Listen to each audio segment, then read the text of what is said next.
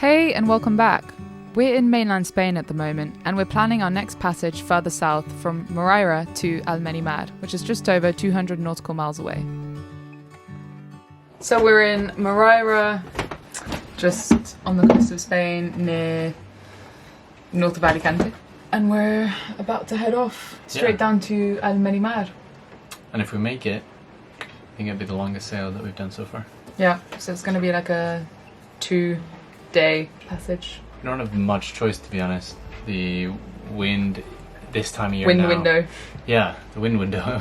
The wind at this time of year is just west, and so we're trying to head west. Now that we've got a couple of days of east, we're just going to take it and go as far as we can. And we're hauling out in Almerimar to do some work, so hopefully we get there gently and quickly. Go Alex! Go Alex! Go! Go! Go Alex! Nice. I should pull in the slack for you, huh? Yeah.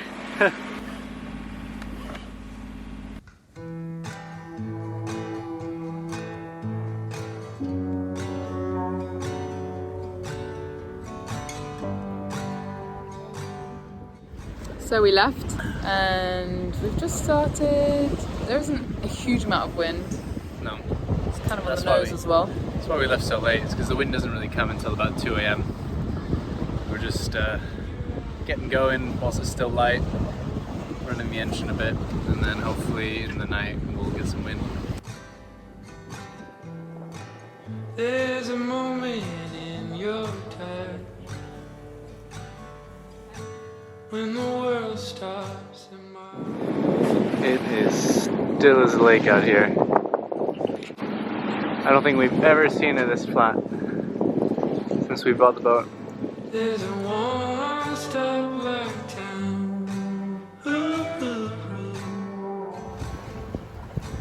Are you driving me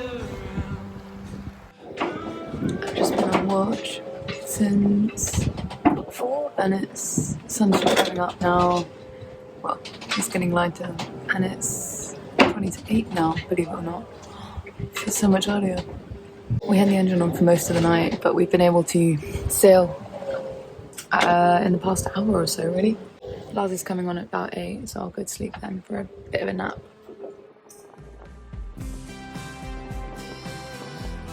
The wind that was predicted came much later than expected in the end, but it did appear eventually. The forecast in the Med is often difficult to rely on. The wind seems to change every 6 hours or so it's not the easiest for passage planning. We got flying all over the place. Alright, let's hype this main. I'm gonna try to get a little bit more comfortable. What do you say? I just woke up and the boat is, we're going really fast, it's great, but we are rolling all over the place, so we're gonna just drive the main. Let's just take it out of reach, even if it takes us a bit off course. Yeah, exactly. And then we'll take a bit longer, be more comfy. Exactly, and then we can watch a movie. Woohoo! Movie time!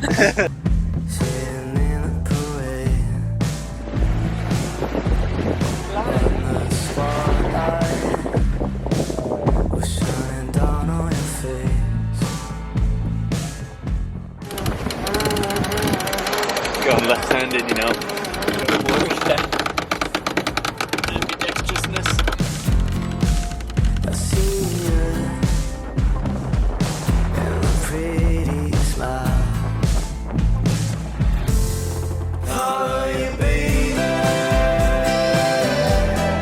Follow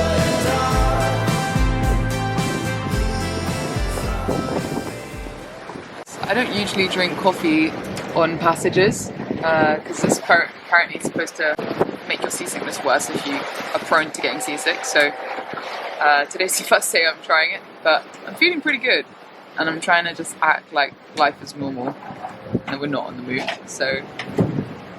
And there's nothing nicer than waking up to a cup of coffee.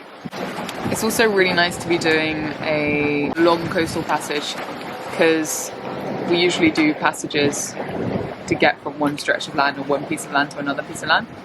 And so this is the first time we've done this long a coastal passage in a really long time actually. The last time was in California on the old boat that we had.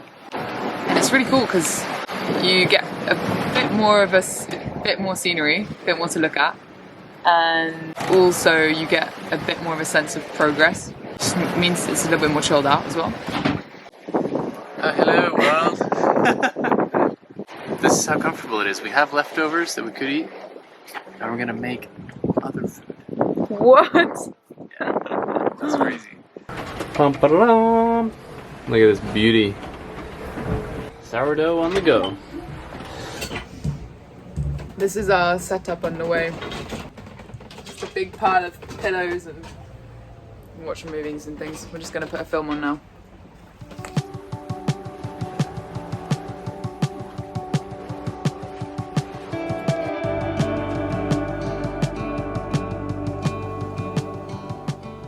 I'm losing. It's going terribly. What? Alex, you're good at this. What'd you get? You got your big straight. Killing it.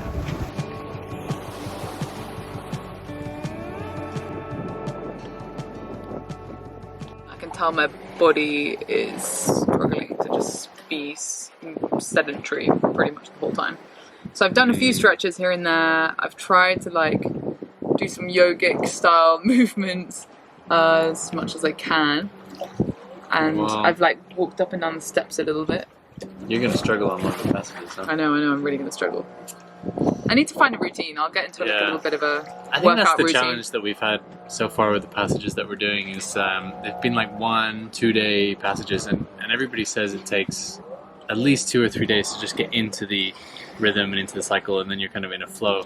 And it's the first couple of days that are actually the hardest, and yeah, I can vouch for that. Your sleep is interrupted, and you're not eating well, and I feel a little bit seasick in the first couple of days.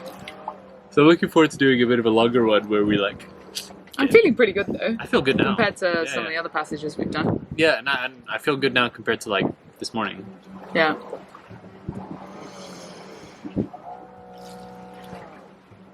Just waiting to have dinner now. Can we eat yet? Yeah, go on. Okay, let's do it. Yeah. And it's sock weather. Ding, ding. There's a tanker behind me. If that had been nighttime, I would have freaked out.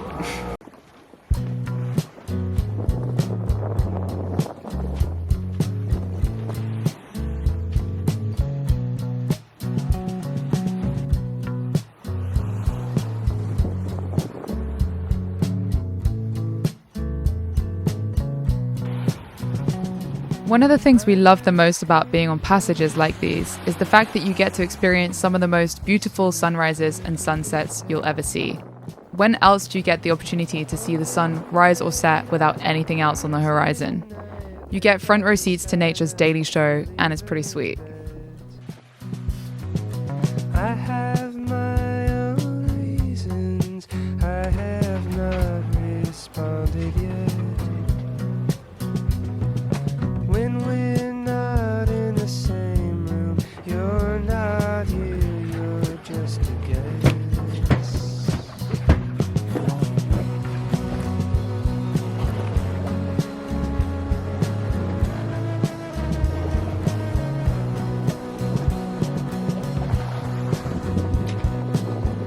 Overall, this passage was pretty pleasant. We lost a lot of speed in the final 12 hours or so, but we were starting to get into a bit more of a flow and enjoying the slower pace.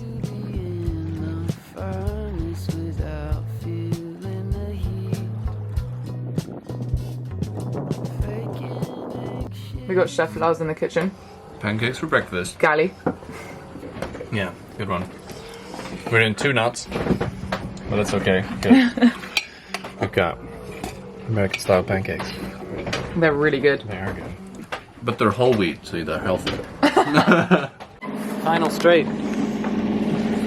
Got maybe like 2 hours left. And then we're there. Got the engine going again, there's no wind. But we just had showers on deck, which felt nice after like 2 or 3 days of just sort of being in the same clothes. Yeah, they're freezing cold, so definitely woke us up a bit as well. That was good. Yeah, sun's out. We're just admiring. The landscape is pretty raw down in this part of Spain. It's very barren, but interestingly, in the past 30 years or so, it's built itself up as one of the agricultural capitals of Europe. All you can see from the sea are these white plastic sheets of huge greenhouses against the mountains in the background. This whole area of Almería is also known as the Mar de Plástico, or the Sea of Plastic. So we're coming into Almerimar. Yeah, this is so weird for me. I've been coming here like my whole life, and I know it in such a different context. Wait, why have you been coming here? I have such a different association. Oh, so yeah, my godmother is from here and lives here, so I think it's probably like the first place I ever traveled to. So it's so weird to be sailing here, yeah. You know, just kind of rocking up. It feels really surreal. It's funny that it just so happens to be the cheapest marina for boat work on the way out to Gibraltar. Yeah, that it's known for in the cruising community as being somewhere that people stop and get work done. Yeah. Works out great for me because it means I can go see family as well as get jobs done. It's perfect.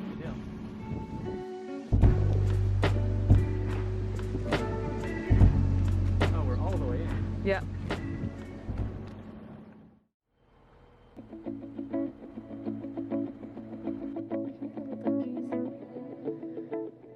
So we're in Almerimar now, and it's nice to be here, but winter's arrived. I've got out the slippers and the jumper and the jacket, so pretty depressing, but it's been really busy since we've been here. We've kind of had a long list of things that we wanted to get done for the last few months that we said we'd do here, so we've got a lot to do, and it just happens that there's quite a few other cruises around, so we're hanging out with them, and I've got family who lives there as well, so obviously it's busy. We're just taking one thing at a time. So it's nice to be in a port for a bit, hook up to the mains, not have to worry about any of that stuff, get rid of bins really easily as well. Joys of boat life, huh? And we are going to go to the market this morning with my godmother, who's going to take us there. So it'd be nice to get in the car again and kind of have a taste of land life.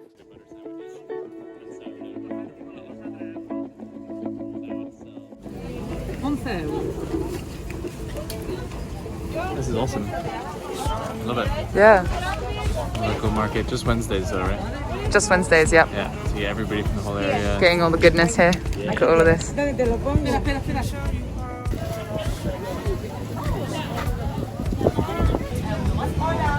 Churros.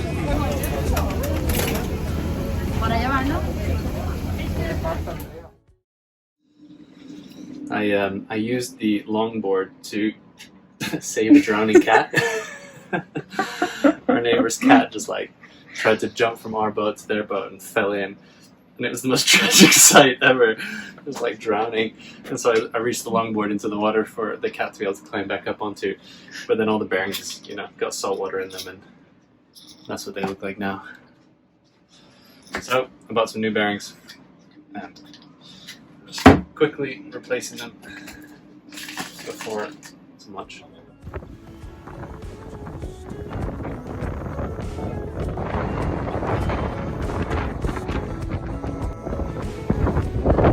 It is so windy. It's like going backwards on the board. Little did we know at this stage of our time in Almerimar that it happens to be one of the windiest places in the Med in the winter. And this was something that we were going to learn the hard way over the coming weeks. Thanks for watching this far, and subscribe if you're new here. Join us next week as we haul the boat out and get ready to live on the hard for a bit as Navika gets a makeover.